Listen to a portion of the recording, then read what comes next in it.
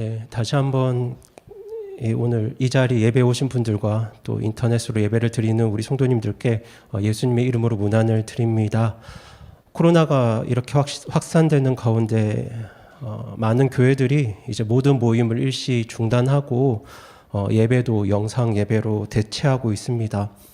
예전에도 사스나 메르스 같은 전염병이 유행하기는 했지만 이번처럼 전국적으로 그리고 세계적으로 이렇게 동시다발적으로 전염병이 빠르게 확산되는 걸 제 생애에서는 본 적이 없었습니다. 오늘 날짜로 미국 확진자 수가 이제 59만 명을 넘어서 60만에 치닫고 있고요. 사망자 수는 2만 5천 명이라고 합니다. 그래도 다행히 우리나라는 이제 최근에 이제 매일 확진자 증가 수가 30여 명 정도긴 하지만 사실 그것도 오늘 선거가 끝나고 나서 다시 한번 그 추이를 지켜봐야 합니다. 이례적으로 초, 중, 고등학교는 개학을 한 달 넘도록 연기하다가 이제 온라인 수강으로 학기를 시작하는 초유의 사태를 맞았고요. 대학교 중에는 아예 한 학기를 온라인 수업으로 대체한 곳도 적지 않습니다. 뿐만 아니라 이 코로나가 경제 전반으로 큰 타격을 주고 있습니다. 코로나 여파로 타격을 입은 여러 중소회사들은 근무 시간을 단축하고 임금을 줄였습니다. 구조조정에 들어간 회사들도 적지 않습니다. 제 안에도 근무하는 직장이 유학원인데 이 유학원이 주로 이제 미국과 유럽 쪽 어학원을 다루다 보니까 회사 창립 이래로 지금처럼 어려운 때가 없다고 합니다. 매출은 없고 반면에 매출은 없지만 일은 없느냐, 그건 아닙니다. 이 코로나로 부도가 나는 미국과 유럽의 어학원들이 워낙에 많다 보니까 지금 그로 인한 문제 해결에 하루 종일 시달리다가 집으로 돌아옵니다. 이게 비단 한 회사의 문제뿐만 아니라 지금 우리나라 전반 그리고 세계적으로 많은 경제 인구가 큰 어려움에 처해 있습니다. 사람들로 붐비던 거리와 장소들은 한적하게 변했고 많은 소상공인 분들은 정말 생존하기 위해서 발버둥을 치고 계십니다. 참으로 하나님의 은혜가 필요한 때라고 생각합니다.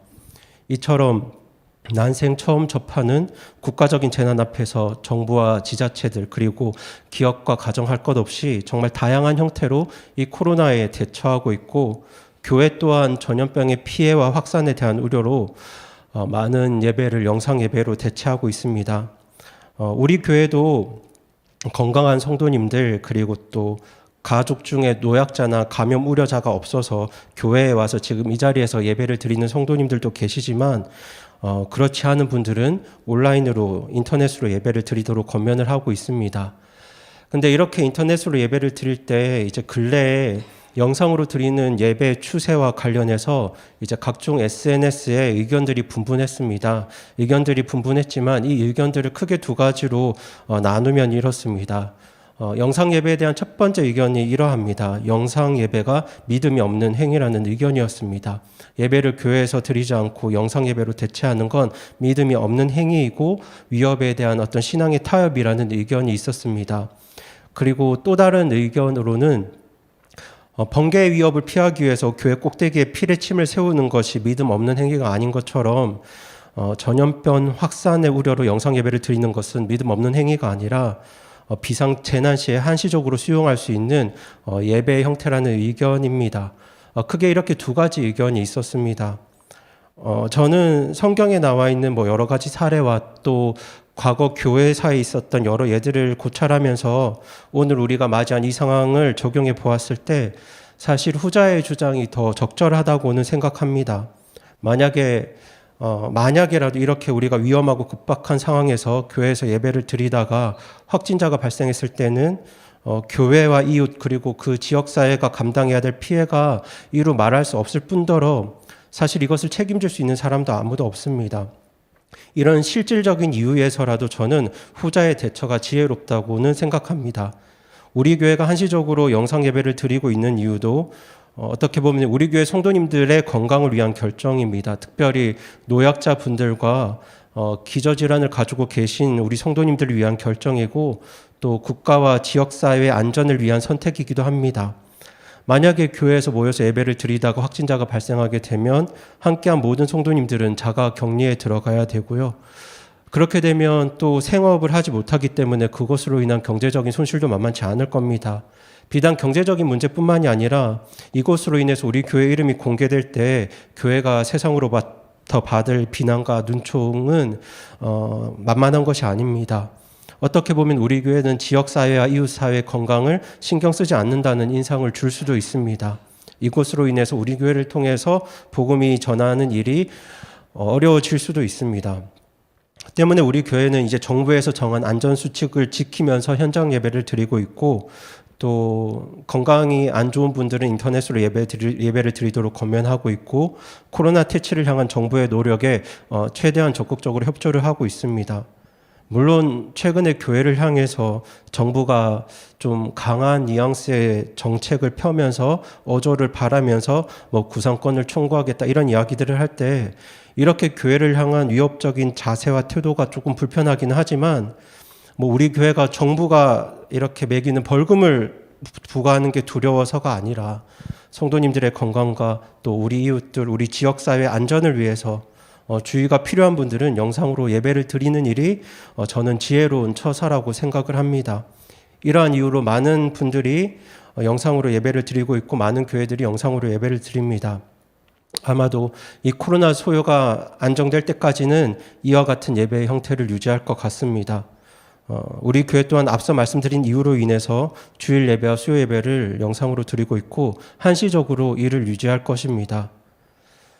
하지만 성도님들 잘 아시는 것처럼 영상으로 예배 드리는 이러한 형태의 예배가 최상의 예배는 아닙니다.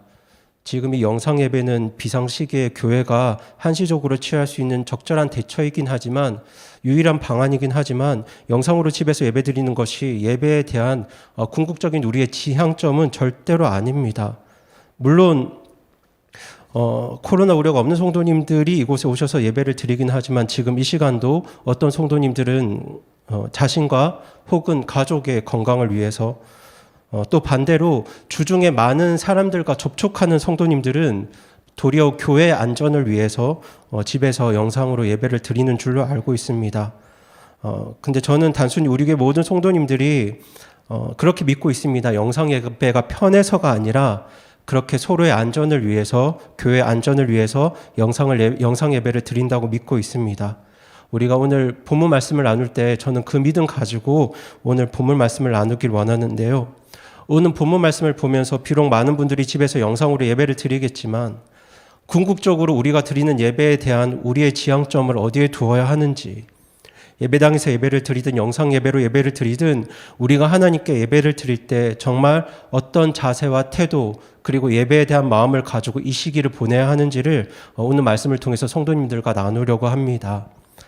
오늘 우리가 읽은 본문은 히브리서 본문입니다. 오늘 본문 히브리서가 기록된 데는 로마가 기독교인들을 극심하게 박해하던 핍박하던 시대였습니다.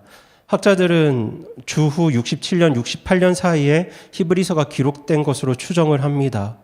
그리고 히브리서가 기록되고 2년 후에 주 70년경에는 로마에 의해서 예루살렘 성전이 완전히 파괴되는 일이 있을 정도로 정말 교회를 향한, 성도들을 향한, 또 유대인들을 향한 핍박이 극심하던 시대였습니다. 그렇게 핍박이 극심한 때에 히브리서 기자는 이 서신을 통해서 믿음이 연약한 유대인 그리스도인들을 격려하고 권면합니다. 내용은 이렇습니다. 비록 그들이 지금 큰 박해와 여러 위험에 직면해 있지만 히브리서 기자는 그들이 가졌던 그 신앙의 본질을 포기하지 말라고 지금 격려하고 있습니다. 히브리서에서 말하고 있는 대언자보다 뛰어나신, 모세와 천사보다 훨씬 더 우월하신 우리 주 예수 그리스도를 끝까지 붙잡도록 히브리서 기자가 권면하고 있습니다. 물론 이 시기에 성도들이 겪었을 핍박과 고난을 지금 우리가 당하는 고난에 비교할 수는 없겠지만 히브리서 기자가 가르치는 바는 그 당시 성도들에게나 아니면 오늘날 우리들에게나 저는 변함없이 동일을 하다고 믿습니다. 당시 여러 가지 환난과 핍박으로 많은 사람들이 자기만 생각했습니다. 이기적으로 행동했습니다.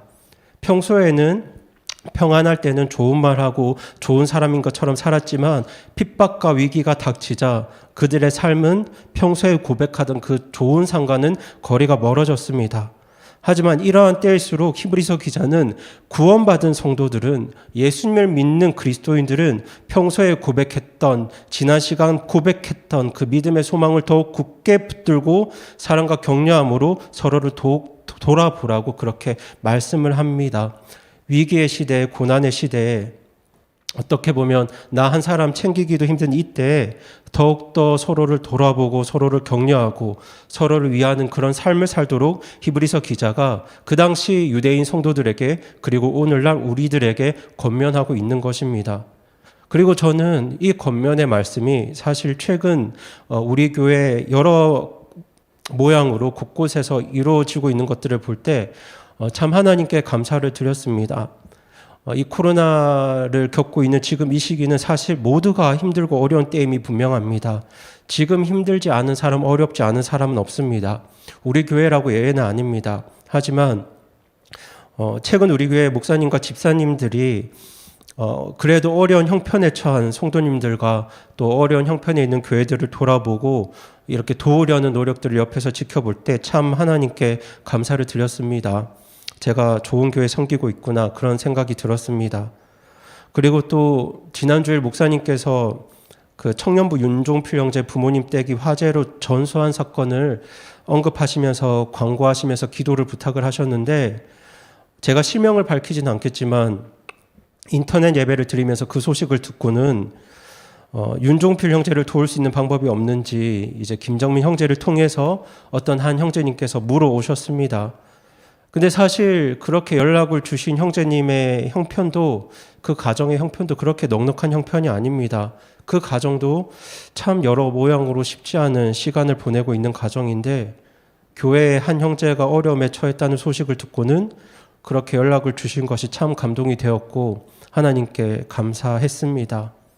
세상 많은 사람들은 자기 혼자 살겠다고 사재기를 하고 이런저런 방편을 구하는 이때에 정말 구원받은 그리스도인들이, 성도들이 이렇게 할 수 있는 힘의 원천과 이유가 어디에 있겠습니까?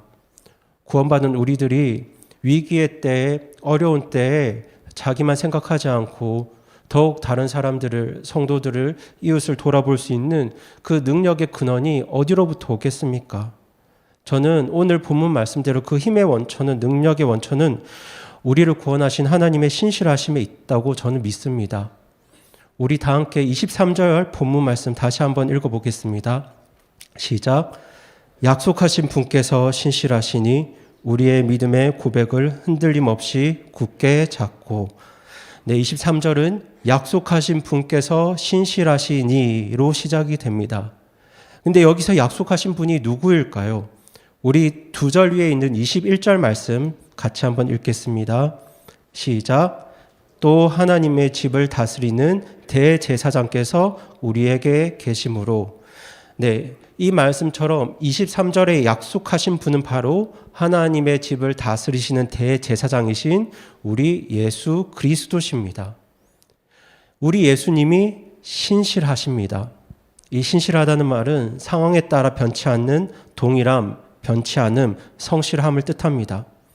고린도전서 1장 9절 말씀은 너희를 부르사 자신의 아들 예수 그리스도 우리 주와 교제하게 하시는 하나님은 신실하시도다라고 말씀하십니다. 이처럼 우리 하나님과 예수님이 신실하십니다. 그래서 우리 하나님과 예수님은 우리가 말씀에 순종할 때도 우리를 사랑하시지만, 우리가 죄를 짓거나 불순종할 때도 예수님은 구원받은 성도들을 사랑하십니다. 물론 우리가 죄를 지을 때 우리를 사랑하시기 때문에 그 모습을 계속 지켜만 보고 계시진 않지만, 그럼에도 불구하고 예수님은 우리의 모습이 어떠하든 상관없이 구원받은 성도들을 사랑하십니다.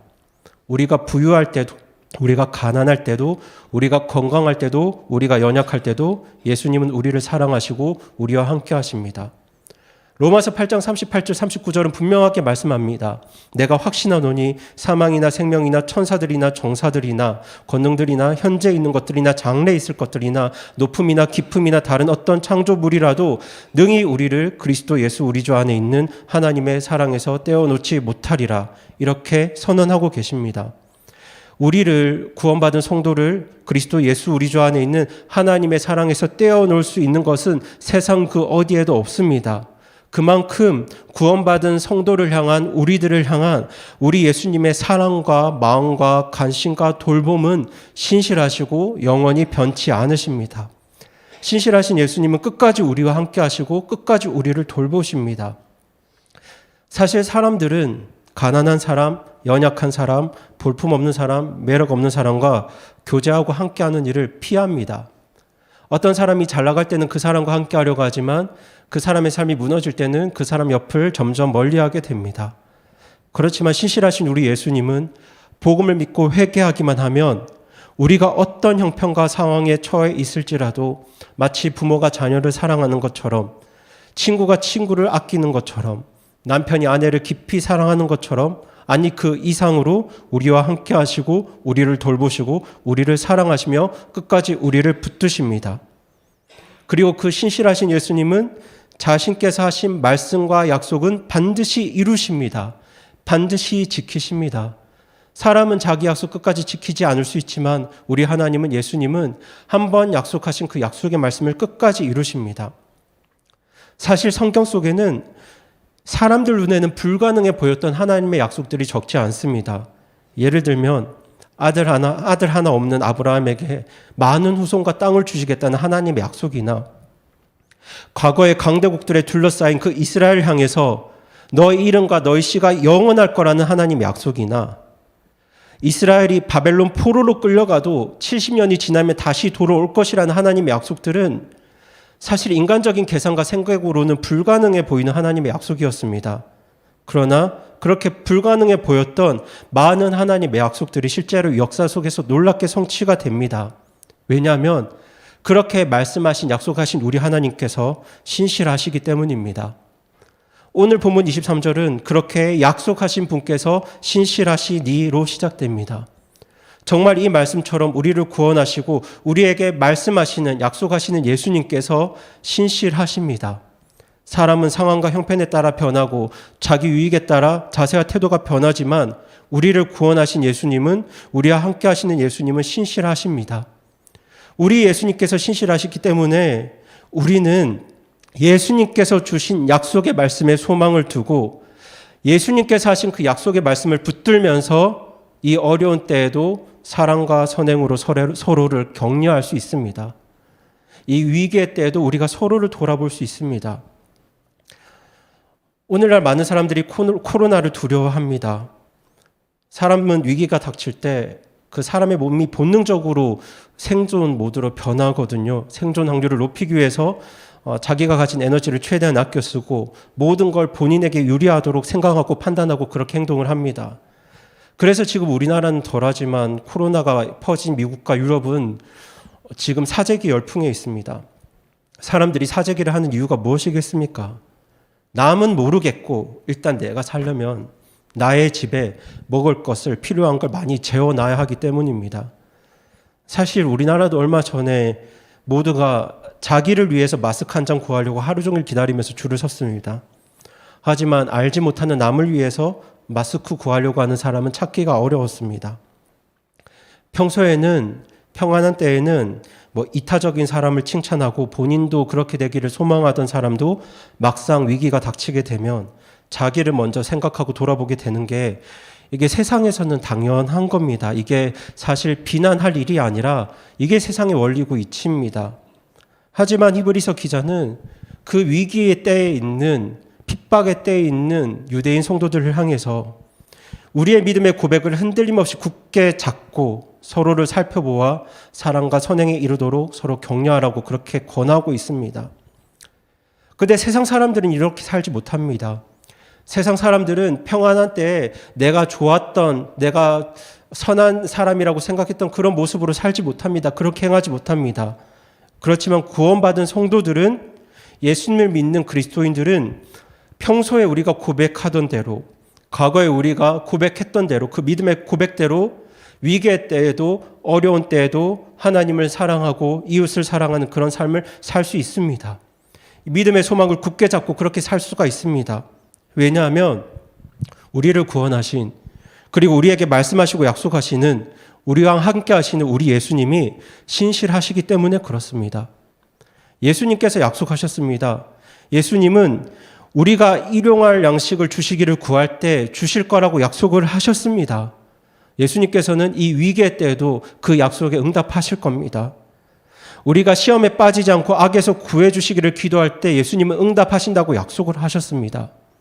우리가 죄를 회개하고 자백함으로 하나님 앞에 우리의 죄의 용서를 구할 때 예수님께서는 깨끗하게 해주실 거라고 약속하셨고요. 비록 지금 나의 몸이 건강하고 약해서 그리고 때로는 육신의 질병을 이기지 못해서 죽음에 이르는 성도님들도 계시겠지만 예수님은 구원받은 성도에게 몸의 부활과 영원한 생명을 약속하셨습니다. 우리가 예수님의 이름으로 예수님이 이유가 되어서 서로 사랑으로 섬기고 사랑으로 서로에게 베풀 때 예수님께서는 작은 자에게 베푼 물 한 잔도 정확하게 계산하고 보상할 거라고 예수님이 약속하셨습니다. 무엇보다 예수님은 예수님을 따르는 제자들에게, 성도들에게 내가 세상의 끝까지 항상 너희와 함께 있을 것이라고 약속하셨습니다. 그리고 그렇게 약속하신 우리 예수님은 신실하십니다. 세상 사람들은 위기의 때 우리를 떠나갈지 모르겠지만 우리에게 약속하신 신실하신 예수님은 그 약속대로 지금도 우리와 함께 하십니다. 그래서 우리는 이 위기의 순간에도 그 신실하신 예수님의 약속을 붙들고 우리의 믿음의 고백을 흔들림 없이 굳게 잡고 서로를 살펴보면서 서로를 위해서 격려하고 권면하고 돌아보고 섬길 수가 있습니다. 분명히 코로나가 오늘 우리의 삶을 위협하고 있긴 하지만 우리의 건강도 위협하고 우리의 경제 생활에도 큰 여파를 미치긴 하지만 그래서 실업당한 분들도 계시고 사업하는 분들도 어려워하고 계시고 사실 이제 졸업하고 취업을 해야 하는 청년들도 참 걱정이 많을 것 같은데 하지만 여러분이 예수님을 믿고 계신 구원받은 그리스도인이라면 정말 이 코로나 사태 가운데서도 우리의 생사화복이 이 코로나에 달려있는 게 아니라 신실하신 우리 하나님과 예수님께 달려있음을 여러분 굳게 믿고 계십니까? 그 믿음과 소망이 우리로 하여금 나보다 내 주변의 성도들을 돌아보게 하고 코로나 바이러스로 어려움에 처한 이웃에게 그 누군가에게 도움의 손길을 내밀도록 하는 거라고 저는 믿습니다. 물론 지금 같은 비상 시기에 영상 예배가 옳다 그르다 하는 판단도 필요한 일이지만 그것만큼 우리가 우선해야 하고 유념해야 할 부분은 우리가 그렇게 고백하던 믿음의 소망의 어떤 고백을 굳게 붙잡고 우리가 고백했던 대로 우리가 믿는다는 그 믿음의 고백대로 그렇게 사는 사랑의 실천이라고 저는 생각합니다. 상황이 평안하고 몸과 마음이 여유로우면 다른 사람과 교제하기도 쉽고 남에게 베풀기도 수월합니다. 하지만 핍박이 오고 환란이 오면 어려움에 처하게 되면 사람들은 몸을 사리게 되죠. 마음은 자꾸 안으로만 움츠려들고 내 몸도 이게 자이든 타이든 점차 이렇게 고립되게 됩니다. 내 코가 석자기 때문에 그렇습니다. 사실 안 그래도 요즘 우리나라 보면 개인주의가 굉장히 강한 이 시대에 코로나 이 사태가 더욱더 사람들의 개인주의 현상을 강하게 만드는 것도 같습니다. 근데 이게 히브리서가 기록되던 시기도 마찬가지였습니다. 이 당시에도 언제 로마 군인이 그 성도들의 집에 들이닥쳐서 끌고 갈지 알 수가 없었습니다. 사실 예배 현장에 가는 일은 목숨을 거는 일이었습니다. 당시 오늘 예배 드리러 갔다가 그 예배 현장에 잡혀서 내일 사자밥이 되어도 전혀 이상할 것이 없던 시대였습니다. 그러니까 구원받은 성도라고 할지라도 살기 위해서 살고 싶어서 몸도 마음도 꽁꽁 얼어붙어서 그렇게 움츠러들 수밖에 없었던 시대이기도 했습니다. 이런 상황이다 보니 아무리 구원받은 성도라도 모이기를 중단하고 모이기를 피하는 그런 사람들이 많을 수밖에 없었습니다. 그런데 그런 상황에 있는 유대인 성도들에게 히브리서 기자가 어떻게 말씀합니까? 우리 25절 말씀, 오늘 본문 25절 말씀 다시 한번 한 목소리로 읽겠습니다. 시작. 어떤 사람들의 습관과 같이 우리와 함께 모이는 일을 폐하지 말고 서로 권면하되 그날이 다가옴을 너희가 볼수록 더욱 그리하자. 아멘. 사실 모든 시대의 성도들이 그랬던 것처럼 구원받는 성도들은 어떤 상황에 있더라도 모이기에 힘써야 합니다. 이게 우리 하나님의 말씀입니다. 제가 이렇게 말씀드린다고 해서 저는 지금 이번 주일부터 우리 성도님들 전염병의 위협을 무릅쓰고 교회 예배당에 오시라고 말씀을 드리는 건 아닙니다. 지금 우리는 지혜롭게 행동해야 되고 교회와 그리스도인으로서의 간증을 잃어서는 안 됩니다. 근데 제가 우려되는 것은 이렇게 오랜 시간 인터넷으로 예배를 드리는 탓에 아무래도 예배당에서 예배당에 오시는 것보다 집에서 예배를 드리는 게 편해지면서 우리 성도님들이 궁극적으로 우리가 지향해야 할 그 예배의 지향점을 잃어버리지 않으실까가 우려됩니다. 우리가 한시적으로 어떤 이러한 때에 처했기 때문에 영상으로 예배를 드리지만 우리가 궁극적으로 지향해야 할 그 예배의 지향점을 결코 잃어버려서는 안 됩니다. 우리가 드리는 예배의 최고의 지향점은 구원받은 성도들이 한자리에 함께 모여서 드리는 예배이기 때문에 그렇습니다. 히브리서 기록 당시에도 이 로마의 핍박으로, 세상의 핍박으로 교회와 성도들이 흩어졌습니다. 흩어졌는데 흩어져서 끝난 게 아니라 성도들이, 교회가, 그리스도인들이 지상에서 지하 동굴로 숨어 들어갑니다. 그곳을 카타콤이라고 합니다. 지하 동굴에 숨어서라도 그들은 또다시 교회로 모였고 교회라는 이름으로 한자리에 함께 모여서 예배를 드렸습니다. 물론 오늘 우리가 전염병에 대한 우려로 성도님들과 이웃의 건강을 지키기 위해서 많은 분들이 지금 함께 모여서 예배를 드리지는 않지만 우리가 이렇게 예배를 드린다고 하더라도 우리가 모이는 예배에 대한 그 성경적인 예배에 대한 지향점을 결코 잃어서는 안 됩니다. 사실 개중에 어떤 분들은 인터넷 예배가 오늘날 시대 예배의 또 다른 혁명이라고 합니다. 그리고 그렇게 이야기하면서 그 근거를 삶이 우리의 예배이고 우리 몸이 성전이기 때문에 한자리에 모이는 게 그렇게 중요한 것이 아니라고도 합니다. 물론 삶이 우리의 예배이고 우리 몸이 성전이라는 그 말씀은 맞는 말입니다. 틀린 말이 아닙니다. 우리 삶은 예배해야 하고 구원받은 우리 그리스도인의 몸은 성전입니다.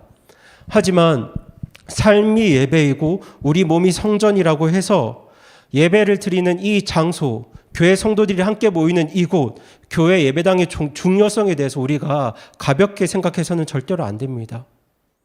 여러분, 왜 이곳이 중요한 줄 아십니까? 왜 이 자리가 중요할까요? 왜 예배당이 중요할까요? 예수님 안에서 한 몸이 된 온 그리스도인들이, 교회의 온 성도가 함께 모여서 함께 예배드리는 일이 중요하기 때문에 이곳이 중요한 겁니다. 사실 여러분, 성도들이 함께 모여 있는 이곳에서 한동안 멈추었던 침례가 베풀어져야 합니다. 청년 중에도 이 정동진이라는 형제가 있는데 그 친구가 침례를 받고 싶어 합니다. 구원의 확신이 있는, 침례를 받기 원하는 분들을 향해서 우리 교회가 다시 이곳에서 침례를 베풀어야 합니다. 성도들이 함께 모인 이곳에서 우리가 다시 주의 만찬을 나누어야 합니다. 성도들이 함께 모여서 주의 만찬을 나누면서 우리 예수님의 죽으심과 희생, 그리고 우리를 향한 그 크신 사랑을 나누고 묵상해야 합니다. 성도들이 함께 모인 이곳에서 말씀이 선포되고 복음이 선포되어야 합니다. 구원받지 못한 영혼들이 이곳에서 복음을 듣고 구원받는 역사가 계속해서 일어나야 합니다. 이곳에서 믿음이 연약한 성도들이 하나님 말씀을 공부하고 말씀으로 양육받는 역사가 일어나야 합니다. 함께 예배를 드리고 함께 예배를 드리는 성도들이, 말씀을 들은 성도들이 함께 식사하고 교제하면서 삶을 나누고 말씀을 나누는 그 성도의 교제가 이곳에서 있어야 합니다. 그렇게 장소와 공간으로서 교회 예배당은 우리 삶에 매우 중요한 곳입니다. 사실 이걸 알지 못하는 어떤 분들은 코로나 사태를 맞아서 예배당 중심의 기독교를 탈피하라고도 말합니다. 물론 그런 주장을 하는 한국교회 안타까운 어떤 답답한 현실과 배경을 저 또한 충분히 알고 있고 그분들이 말하는 그 주장의 진위도 잘 알고 있습니다. 하지만 저는 그럼에도 불구하고 반대로 이런 기회가 오히려 평소 우리가 예배 드리는 이 예배 공간, 장소, 예배당의 중요성과 그 가치에 대해서 더욱더 많이 부과되고 다루어지고 가르침을 받는 그런 계기가 되기를 원합니다. 물론 주일날, 수요일날 성도님들이 모이는 이곳은 예배당일 뿐이고 구원받은 우리들이 성전입니다. 하지만 예배와 우리의 신앙활동 대부분이 이루어지는 이 공간과 장소가 구원받은 성도의 삶에 어떤 영향을 미치는지에 대해서 사실 그 신학적인 고찰이 많이 이루어지지 않았고 이게 자세히 가르쳐지지 않았습니다. 그래서 어떤 분들은 예배당은 그저 건물일 뿐이라는 굉장히 편명적이고 일차원적인 그런 신학과 신앙을 가진 분들도 많습니다. 그래서 그분들은 너무나 쉽게 삶이 예배이고 우리 몸이 성전이기 때문에 정말 과장해서 표현을 하면 술집에도 하나님께서 계신다는 식의 말을 합니다. 물론 하나님은 어디에나 계십니다. 그러나 그것이 아무 데서나 하나님을 예배하고 섬겨도 좋다는 말은 절대로 아닙니다. 성도들이 함께 모여서 예배드리는 이 장소는 우리가 생각하는 것보다 훨씬 더 우리 삶에 중요한 영향을 미칩니다. 제가 사무실이 이곳이라서 이 위층에 있어서 출근할 때 예배당도 둘러볼 겸 저기서 문을 열고 이 예배당을 가로질러서 사무실로 들어갑니다. 근데 아침에 그렇게 사무실로 예배당을 가로질러서 사무실로 들어갈 때마다 여기 이곳 예배당 앞자리에 앉으셔서 혼자서 기도하시는 사모님의 모습을 굉장히 자주 발견합니다. 따뜻한 날씨에만 여기서 기도하시는 게 아니라 한겨울의 추운 날씨에서도 아침에 여기서 기도하시는 모습을 정말 자주 보았습니다. 기도하시는 중이라 제가 인사 안 하고 조용히 지나갔지만 이렇게 추운데 여기서 기도하시는 사모님이 염려될 때도 많았습니다. 건강이 상하실까? 사실 간단하게 생각하면 하나님은 어디에나 계시고 어디에서나 우리의 기도를 들으시는데 왜 굳이 추운 예배당에 내려오셔서 이렇게 기도를 하실까 생각하실 수도 있습니다. 따뜻한 댁에서 기도하셔도 하나님이 들으실 텐데요. 예배당에 내려와서 기도하면 그 기도의 효험이 더 있어서 그렇게 기도하실까요? 여기서 기도하면 하나님이 더 잘 들어주셔서 여기서 기도하실까요? 그게 아닙니다. 그게 아니거든요. 이게 하나님을 향한, 성도들 향한 마음과 관련이 있는 문제입니다. 마음의 문제입니다. 하나님을 향한 간절한 마음, 그리고 성도들을 위해서 기도할 때 성도들을 향한 그 간절한 마음이 발걸음을 이곳으로 인도하는 겁니다. 어디서나 예배드리고 어디서나 기도해도 괜찮다는 사람들은 매주 금요일마다 새벽 기도에 오셔서 한 번도 빠지지 않고 그 새벽에 하나님 앞에 간절히 기도하는 그 연로하신 부형님과 모친님의 그 마음과 신앙은 죽었다 깨어나도 알 수 없습니다.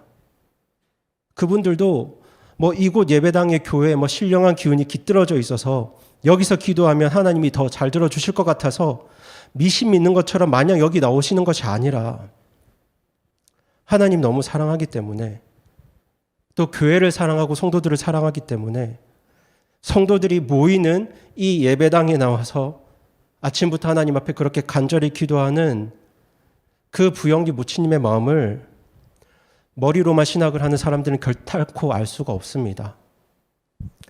차가운 새벽 공기 가운데 딱딱한 의자에 홀로 앉아서 하나님과 독대하면서 하나님 앞에 간절히 기도하는 사모님의 그 시간과 장소와 습관이 그분의 심령에 어떤 영향을 주는지 사실 이건 책에서 가르쳐 주지도 않고 신학을 한다고 해서 배울 수 있는 부분도 아닙니다.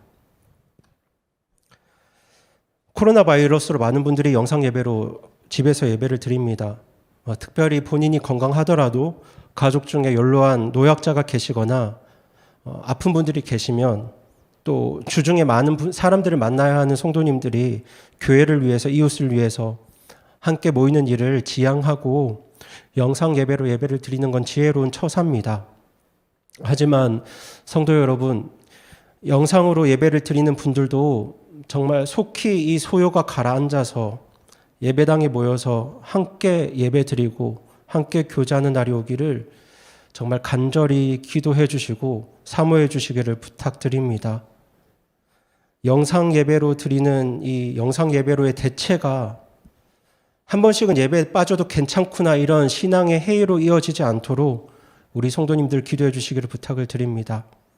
그리고 이 코로나 사태가 끝나는 그간 함께하지 못했던 성도님들이 정말 이 자리에 이곳에 함께 모여서 함께 하나님을 예배하고 함께 하나님을 찬양하고 함께 교제하는 이곳에서 침례가 베풀어지고 주의 만찬이 베풀어지는 그날이 속히 오도록 우리 성도님들 그날을 사모하며 기도해 주시기를 부탁을 드립니다. 특별히 서로 돌아보기 힘든 때입니다. 직접 만나지 못하기에 마음이 멀어질 수도 있고 또 이런저런 문제로 몸과 마음에 여유가 없는 성도님들도 계실 겁니다.